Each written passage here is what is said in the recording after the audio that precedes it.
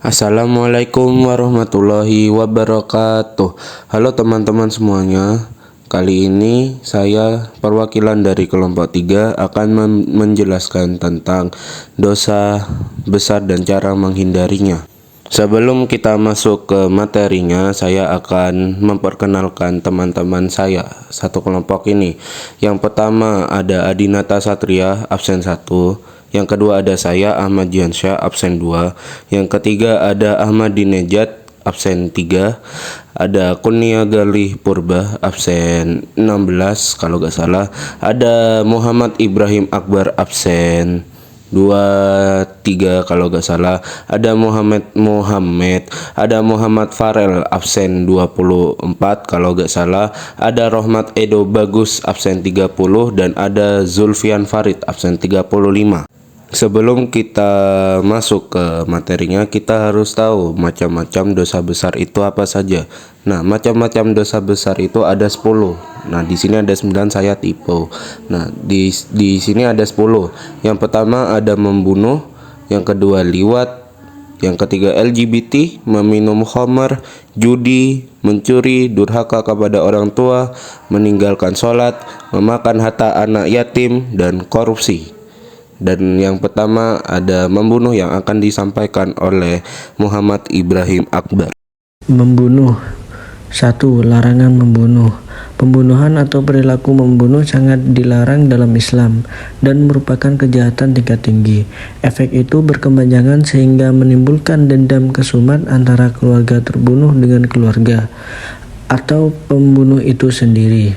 Allah berfirman pada surat Al-Isra ayat 33, yaitu A'udzubillahi minasyaitonirrajim wa la taqtulun nafsal lati haramallahu illa bil haqq, yang artinya, dan janganlah kamu membunuh orang yang diharamkan Allah kecuali dengan suatu alasan yang benar.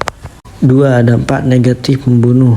A. Bagi pelaku pembunuhan, setiap ketentuan agama yang dilanggar maka akan memunculkan konsekuensi, bagi konsekuensi hukum ataupun konsekuensi psikologis. Untuk pelanggar larangan membunuh, hukumannya sudah ditentukan dalam ketentuan-ketentuan hukum agama dan negara. Dari aspek psikologis, orang yang melakukan pembunuhan akan merasakan ketidaktenangan jiwa. Yang B.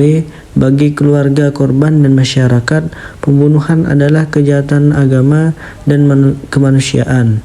Dampak pembunuhan tidak hanya dirasakan oleh keluarga korban, tapi juga masyarakat.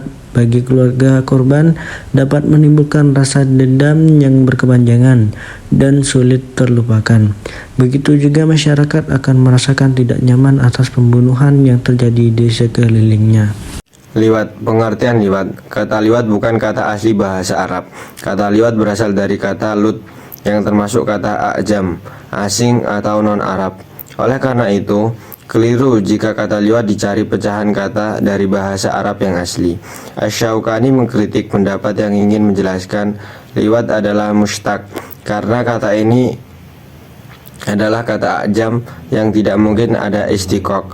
Dari kata lut ini kemudian dipecah menjadi kata lain seperti liwat, talawut, dan lutiyah, yang semua bermakna melakukan sesuatu seperti perbuatan kaum Nabi Lut. Dalam perkembangan selanjutnya, istilah liwat digunakan untuk menjelaskan perbuatan yang dilakukan oleh seorang lelaki dengan cara memasukkan zakar atau penis ke dalam dubur laki lain. Al-Mawardi mengatakan bahwa liwat adalah persetubuhan antara lelaki dengan lelaki. Istilah yang paling mendekati dengan pengertian liwat dalam bahasa Inggris adalah homosexuality atau sodomi. Dalam bahasa Indonesia, liwat bisa diterjemahkan homoseksual. Liwat adalah suatu penamaan yang dinisbatkan kepada kaumnya Nabi Lut alaihissalam karena pertama kali melakukan perbuatan ini adalah umatnya Nabi Lut alaihissalam. Dasar keharaman. Adapun tentang keharaman, perbuatan yang termasuk dalam kategori fahishi, keji atau jijik dijelaskan oleh Quran surat Al-A'raf ayat 33. Artinya, katakanlah, Tuhanku hanya mengharamkan perbuatan yang keji, baik yang nampak ataupun yang tersembunyi. Jika liwat disebut dengan fahisha, sementara dalam ayat yang lain ditegaskan bahwa Allah mengharamkan fahisha. Maka hal itu menunjukkan dengan jelas tanpa keraguan bahwa liwat adalah perbuatan maksiat dan diharamkan Allah Subhanahu wa taala. Dampak negatif dikategorikan sebagai orang yang melampaui batas, dilaknat oleh Allah Subhanahu wa taala. Daya rusak liwat lebih besar daripada zina. Kalau zina akan berdampak kepada rusaknya nasab dan hilangnya keharmonisan keluarga, namun liwat akan lebih berbahaya daripada zina karena mengancam keberlangsungan spesies manusia. Allah menamakan orang yang melakukan liwat sebagai kaum perusak dan orang zalim. Pengertian LGBT. LGBT adalah singkatan lesbian, gay, biseksual, transgender. LGBT merupakan perilaku seks menyimpang, bertentangan dengan hukum Islam dan sangat mengkhawatirkan bagi kehidupan umat manusia. Fenomena LGBT telah menjadi wabah baru termasuk di Indonesia. Dalam pandangan Islam, LGBT merupakan perbuatan yang paling dilarang karena sudah menyalahi fitrah manusia, di mana perbuatan ini menjadi dosa besar, bahkan menjadi besar dari perbuatan zina. Allah Subhanahu wa taala berfirman pada surat Quran surat Al-A'raf ayat 80 sampai 81. Dan kami juga telah mengutus Lut kepada kaumnya. Ingatlah tatkala dia berkata kepada mereka, mengapa kamu mengerjakan perbuatan fahsya itu yang belum pernah dikerjakan oleh seorang pun di dunia ini sebelummu. Sesungguhnya kamu mendatangi lelaki untuk melepaskan nafsumu kepada mereka, bukan kepada wanita. Kamu ini adalah kaum yang melampaui batas. Lesbian yaitu perempuan dengan perempuan, wanita yang mencintai atau merasakan rangsangan seksual sesama jenisnya, atau disebut dengan wanita homoseksual. Gay yaitu pasangan laki-laki dengan laki-laki, laki-laki mencintai atau merasakan rangsangan seksual sama jenisnya, atau disebut sebagai laki-laki homoseksual. Biseksual yaitu orang yang mempunyai sifat kedua jenis kelamin, laki-laki dan perempuan, tertarik kepada kedua jenis kelamin baik kepada laki-laki maupun kepada perempuan. Transgender yaitu orang yang memiliki gender atau ekspresi gender yang berbeda dengan seksnya yang ditunjuk pada saat lahir. Orang transgender kadang-kadang disebut transseksual jika ia menghendaki bantuan medis untuk mengubah alat kelaminnya. Dalam khazanah keilmuan Islam ada beberapa istilah yang berkaitan dengan LGBT, yaitu sihak, lesbianisme, liwat, homoseksual, dan takhannut tarrajul, perilaku benci atau tomboy. Lesbianisme akan merajuk kepada sihak, gay merajuk kepada liwat, biseksual akan merajuk kepada liwat atau sihak, sementara transgender akan merajuk pada kecenderungan benci atau tomboy, yang termasuk pada kategori takhannut tarrajul. Perilaku lesbian merajuk kepada istilah al-sihak, disebut juga al-sahqu, al-musahaqa, al-tadallu, dan al-sihaqiyah. Semua adalah istilah yang berbeda dengan satu makna. Istilah ini dipakai dalam bahasa Arab untuk menunjukkan makna lesbian atau lesbianisme. Persoalan liwat sudah jelaskan. Adapun yang dimaksud dengan sihak atau lesbian sebagaimana yang dijelaskan oleh Al-Mawardi adalah aktivitas wanita menggauli wanita lain. Asy-Syaniqiti mendefinisikan sihak sebagai istimta, bersenang-senang antar sesama wanita. Sihak termasuk perbuatan fahsya sehingga termasuk perbuatan yang haram. Adapun kata takhannut berasal dari kata khanatsa yang bermakna takatsur, kehalusan, yang mencakup makna kelembutan dan kehalusan dalam ucapan, cara jalan dan semisal dengan itu, atau mengimitasi wanita. Seorang mukhannas adalah laki-laki yang mengimitasi wanita dari sisi sifat, gerak-geri, akhlak, ucapan, dan cara jalan yang khas bagi wanita. Kata yang paling dekat dalam bahasa Indonesia untuk menerjemahkan mukhannas adalah banci atau wadam atau waria. Adapun mutarajjilah adalah wanita yang mengimitasi pria dari sifat-sifat, gerak-geri, akhlak, ucapan, dan cara jalan yang khas bagi laki-laki. Kata yang paling dekat dalam bahasa Indonesia untuk menerjemahkan mutarajjilah adalah tomboy. Perlu dicatat bahwa mukhannas berbeda dengan khuntha. Mukhannas adalah seorang laki-laki yang secara genetik kelamin adalah laki-laki tetapi secara psikis berusaha mengimitasi wanita. Adapun khuntha adalah orang yang secara genetik memang memiliki kelamin yang tidak jelas apakah laki-laki atau perempuan. Istilah yang mendekati atau untuk menerjemahkan khuntha adalah intersex. Dasar keharaman LGBT. Dasar keharaman LGBT atau sihab merujuk kepada beberapa ayat Al-Quran. Quran surat Al-Mu'minun ayat 5-7, Quran surat An-Nisa ayat 119, kemudian Quran surat Al-A'raf ayat 33. Quran surat Al-Mu'minun ayat 5-7 artinya, dan orang-orang yang menjaga kemaluannya kecuali terhadap istri-istri mereka atau budak yang mereka miliki, maka sesungguhnya mereka dalam hal ini tiada tercela. Barang siapa mencari yang balik itu, maka mereka itulah orang-orang yang melampaui batas. Yang kedua, Quran surat An-Nisa ayat 119, dan akan aku suruh mereka untuk mengubah ciptaan Allah lalu mereka benar-benar merubahnya. Yang ketiga, Quran surat Al-A'raf ayat 33, katakanlah, Tuhanku hanya mengharamkan perbuatan yang keji, baik yang nampak ataupun tersembunyi. Menurut Asy-Syanqiti, yang dimaksud melampaui batas dalam surat Al-Mu'minun itu mencakup zina, liwat, dan semisalnya. Kemudian dalam Quran surat An-Nisa ayat 119, Allah Subhanahu wa taala mengingatkan tentang sumpah iblis yang akan membisikkan ke hati manusia supaya merubah fitrah manusia. Dalam hal ini, maka perilaku LGBT merupakan perwujudan dari sampah yang disampaikan iblis tersebut, yaitu perilaku mengubah fitrah yang sudah ditentukan oleh Allah.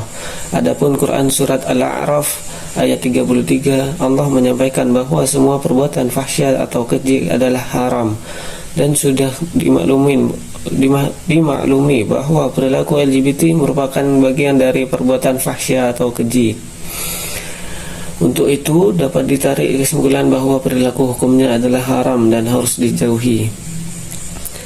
Dampak negatif LGBT merupakan perbuatan yang sangat dilarang keras oleh agama karena sudah menyalahi fitrah manusia, dan dosa yang ditimbulkan lebih besar dari zina.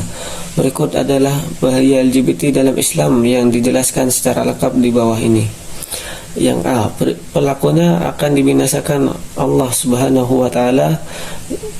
Lesbian dan gay adalah perilaku penyimpang yang dilakukan oleh umat Nabi Lut. Umat Nabi Lut yang melakukan penyimpangan tersebut tidak mau mendengarkan peringatan yang disampaikan oleh Nabi Lut, maka mereka dibinasakan oleh Allah melalui hujan batu. Dari ayat Al-A'raf ayat 84 itu dengan tegas memberikan informasi bahwa perilaku seks menyimpang yang dilakukan oleh umat Nabi Lut telah mengakibatkan turunnya azab yang dahsyat dari Allah. Maka tentunya harus menjadi pelajaran bagi seluruh umat manusia. Yang kedua, yang B, LGBT menimbulkan penyakit. Penyakit yang ditimbulkan dari LGBT tidak hanya menyangkut pada penyakit jasmani, tetapi juga penyakit kejiwaan. Di antara penyakit jasmani yang ditimbulkan LGBT adalah penyakit kelamin dan HIV atau AIDS. Sebagaimana diketahui bahwa obat penyakit AIDS sampai saat ini belum ditemukan. Adapun penyakit kejiwaan yang timbul dari LGBT adalah hilangnya orientasi yang normal atas perilaku seksualnya yang dapat mendorong kepada perbuatan-perbuatan kejahatan lainnya. Orang yang melakukan orientasi seks menyimpang biasanya sangat posesif terhadap pasangannya, sehingga mudah cemburu yang tidak terkendali, akhirnya mendorong untuk membunuh pasangannya. Sementara wanita transgender memiliki resiko terinfeksi HIV 34 kali lebih tinggi dibanding wanita biasa. Pada 2013 di Amerika Serikat, secara screening gay, pemeriksaan terhadap kaum gay yang berusia 13 tahun ke atas, 81% diantaranya telah terinfeksi HIV dan 55% diantaranya terdiagnosis AIDS. Perilaku LGBT adalah secara paling mudah penularan HIV/AIDS. Selain HIV/AIDS, ada penyakit lain akibat LGBT yang tidak kalah berbahayanya. Contohnya sarkoma kaposi, yaitu penyakit kanker yang menyebabkan sebagian kecil jaringan abnormal tumbuh di bawah kulit, di sepanjang mulut, hidung, dan tenggorokan atau di dalam organ tubuh lainnya. Penyakit baru ini juga belum ada penawarnya.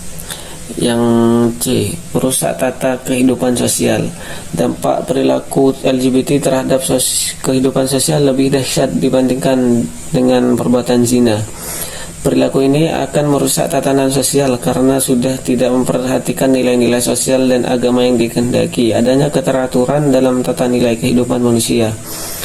Kehidupan sosial semakin terpuruk karena banyaknya perilaku menyimpang seperti tindak asusila, pelecehan seksual, perzinaan yang merajalela, dan masih banyak lagi dampak lainnya.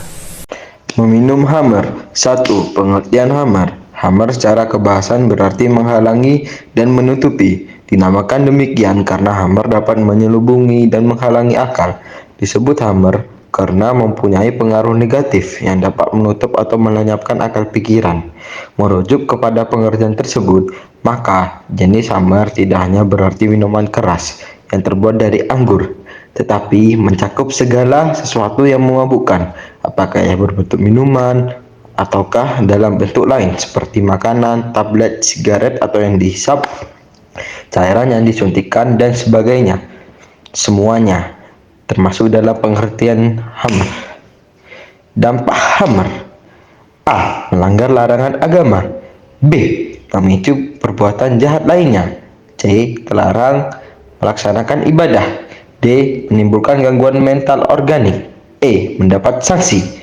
Cara menghindari hammer yaitu A. Mendekatkan ketaatan dengan ibadah dan amal soleh.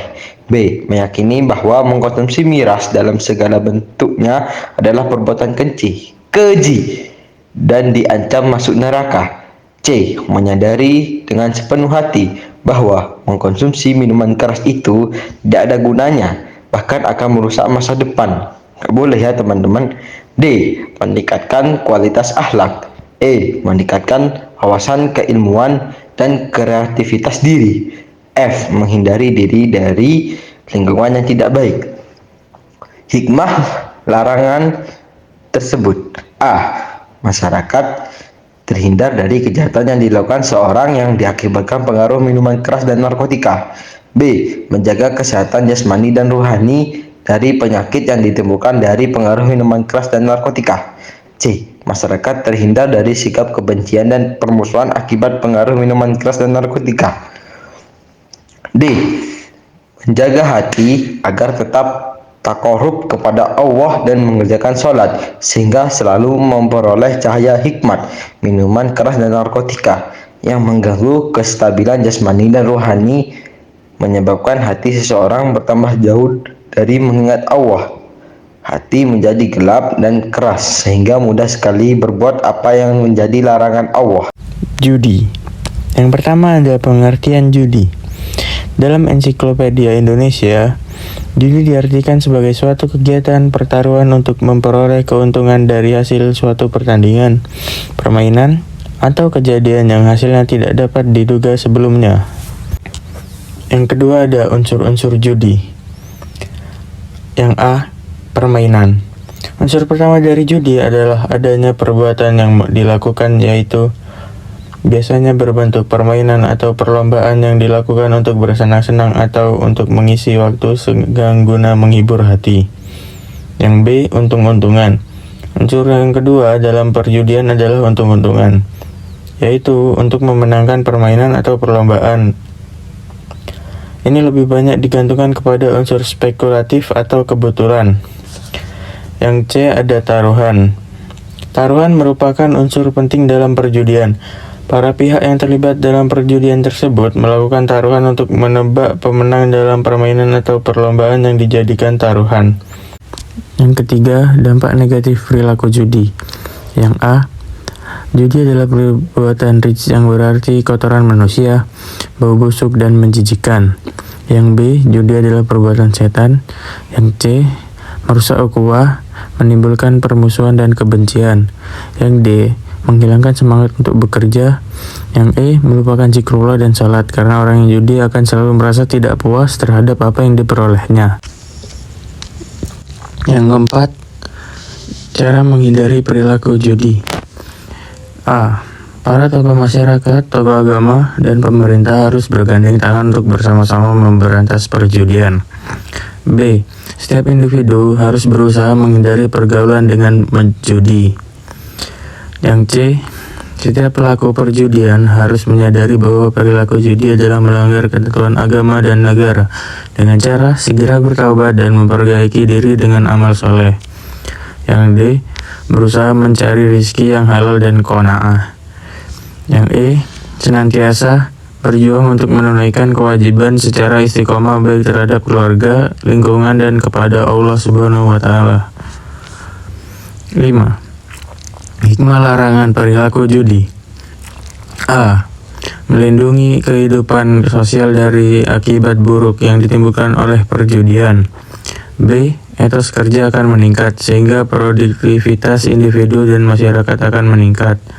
C. Rizki yang diperoleh dengan jalan halal akan mendatangkan keberkahan. D. Masing-masing individual akan menjadi bersemangat untuk bekerja sesuai dengan kompetensi yang dimilikinya. E. Memupuk perasaan malu dan kasih sayang terhadap sesama manusia. F. Terciptanya kedamaian, kebahagiaan, dan marwah atau kehormatan individu dan masyarakat. Mencuri menurut Kamus Besar Bahasa Indonesia, kata mencuri diartikan sebagai mengambil milik orang lain tanpa izin atau dengan tidak sah. Biasanya dengan sembunyi-sembunyi, sedangkan dalam istilah syarok, mencuri didefinisikan sebagai berikut. Perbuatan orang mukallaf yang mengambil harta orang lain secara sembunyi-sembunyi jika harta tersebut mencapai 1 nisab. Terambil dari tempat simpanannya, dan orang yang mengambil tidak mempunyai andil kepemilikan terhadap harta tersebut. 4. Mencuri bagi pelakunya. 1. Mengalami kegelisahan batin. Pelaku pencurian akan selalu dikejar-kejar rasa bersalah dan takut jika perbuatannya terbongkar. 2. Mendapatkan hukuman. Apabila tertangkap, seorang pencuri akan mendapatkan hukuman sesuai undang-undang yang berlaku. 3. Mencemarkan nama baik. Seseorang yang telah terbukti mencuri, nama baiknya akan tercemar di mata masyarakat. 4. Merusak keimanan. Seseorang yang mencuri berarti telah rusak imannya. Jika ia mati sebelum bertobat, maka ia akan mendapatkan azab yang pedih. Dampak mencuri bagi korban dan masyarakat. 1. Menimbulkan kerugian dan kekecewaan. Peristiwa pencurian akan sangat merugikan dan menimbulkan kekecewaan bagi korbannya. 2. Menimbulkan ketakutan. Peristiwa pencurian menimbulkan rasa takut bagi korban dan masyarakat karena mereka merasa harta bendanya terancam. 3. Memunculkan hukum riba. Perbuatan pencurian merupakan perbuatan yang mengabaikan nilai-nilai hukum. Apabila terus berlanjut akan memunculkan hukum riba di mana yang kuat akan memangsa yang lemah. Menghindari mencuri. A. Mensyukuri nikmat Allah. B. Menghormati hak milik orang lain. C. Meningkatkan etos kerja. Hikmah larangan mencuri. A. Terjaminnya hak milik. Seseorang akan menjadi tenang karena harta benda yang diperoleh terlindung dari pencurian. B. Setiap orang akan termotivasi untuk bekerja keras sehingga terhindar dari perilaku malas. C. Terjaminnya tata kehidupan sosial yang damai dan harmonis. Dengan dilarangnya mencuri, maka seseorang akan merasakan ketenangan terhadap harta benda yang dimilikinya. Pada akhirnya, ketenangan ini akan membawa dampak yang positif terhadap kehidupan sosial di masyarakat. Seseorang tidak akan merasa khawatir beraktivitas di luar rumah dan meninggalkan harta miliknya. D. Dengan adanya ancaman hukum bagi perilaku pencurian, maka orang akan hati-hati dan tidak melakukan pencurian. Larangan durhaka kepada orang tua. Jasa kedua orang tua terhadap anak sangatlah besar, bahkan tidak dapat dinilai dengan apapun. Seorang ibu telah mengandung anaknya dalam keadaan lemah dan susah. Dia menyambung nyawa untuk melahirkan anaknya, kemudian memelihara dan menyusui dengan penuh kelelahan dan perjuangan. Demikian juga sang bapak bekerja tanpa mengenal lelah untuk mencukupi kebutuhan keluarganya. Tidak heran jika keduanya memiliki hak yang harus dipenuhi oleh sang anak. anak. Bahkan perintah berbakti kepada kedua orang tua tersebut disandingkan dengan perintah untuk beribadah kepada Allah Subhanahu wa taala. Durhaka kepada orang tua atau uquq al-walidain adalah termasuk dosa besar yang tingkatannya mengiringi dosa syirik. Nah, ini adalah contoh perbuatan durhaka kepada orang tua. Misalnya yang pertama, mengucapkan perkataan yang menunjukkan tidak suka, seperti apa sih, nah kayak gitu-gitu, atau semacamnya lah. Membentak atau bersuara keras kepada orang tua. B. Memuka masam atau cemberut kepada orang tua. C. Mencela orang tua balik secara langsung maupun tidak langsung. Ini parah sih. Yang D. Memandang sinis kepada orang tua, bombastic side eye. E. Malu menyebut mereka sebagai orang tuanya. Kalian jangan gini guys, seburuk-buruknya orang tua kalian itu di mata kalian tuh ya tetap anaknya gitu. Jadi janganlah kalian kayak gitu ya guys ya. F. Memberikan orang tua dengan banyak permintaan. Nah, jadi kalian kalau ada permintaan sebaiknya dipendam dulu, atau enggak kalian menggunakan, misalnya ingin membeli barang bisa menggunakan uang kalian sendiri. Yang G. Bagi laki-laki yang sudah menikah lebih mementingkan istri daripada orang tua. Nah, bagi yang laki-laki ya orang tua lah yang paling utama daripada istri nanti. Yang penting orang tua. Dan yang terakhir H. Menelantarkan orang tua ketika masa tua atau saat membutuhkan anaknya. Nah, ini yang lagi viral di mana-mana. Jadi ya janganlah kalian kayak yang viral-viral kayak gitu. Orang tua yang telah mengandung kita kayak gitu jangan dilantarkan seenaknya ya guys ya.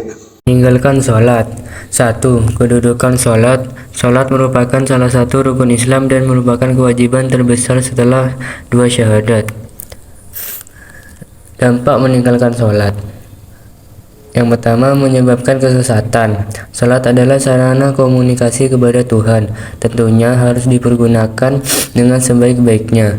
Bahkan, Islam menempatkan salat sebagai tiang agama. Maka, ibadah salat sangat penting. Orang yang melaksanakan salat akan mendapatkan petunjuk dari Allah Subhanahu wa taala, dan yang meninggalkannya akan mendapatkan kesesatan. Yang kedua, dihukumi sebagai orang yang mendapatkan kecelakaan. Tugas utama manusia adalah untuk beribadah kepada Allah Subhanahu wa taala. Salat adalah ibadah yang paling utama, bahkan menjadi salah satu rukun Islam. Orang yang melalaikan salat berarti telah melalaikan tugas utamanya. Orang semacam ini disebutkan sebagai orang yang mendapatkan kecelakaan sebagaimana firman-Nya. Bismillahirrahmanirrahim. Fawailul lil musallin alladzina hum an salatihim sahun. Yang ketiga, diancam masuk neraka. Ketaatan manusia kepada Allah dibuktikan dengan ketundukannya dalam menjalankan kewajiban-kewajiban yang sudah ditentukan oleh Allah. Di antara kewajiban yang harus dilaksanakan adalah sholat. Al-Quran menjelaskan bahwa ada di antara penghuni neraka yang ditanya Allah dengan pertanyaannya, mengapa kamu masuk di neraka Sakar? Maka dia menjawab, dulu ketika di dunia dia meninggalkan sholat, sampai dengan ajal menyebutnya. Yang ke-9 ada larangan memakan harta anak yatim. Memakan harta anak yatim dengan batil sangat dikecam dalam Islam dan digolongkan ke dalam dosa besar. Di antara kewajiban wali terhadap anak yatim yang menjadi tanggungannya adalah mengurusnya dan mengurus hartanya dengan sebaik-baiknya. Ketika anak yatim itu telah dewasa dan mampu mengurus hartanya sendiri, hendaklah dia menyerahkan harta tersebut kepada si yatim tadi. Nomor 10 dan yang terakhir ada korupsi. Kata korupsi atau rasuah berasal dari bahasa Latin, yaitu corruption, dari kata kerja corrumper yang bermakna busuk, rusak, menggoyahkan, memutar balik, dan menyogok.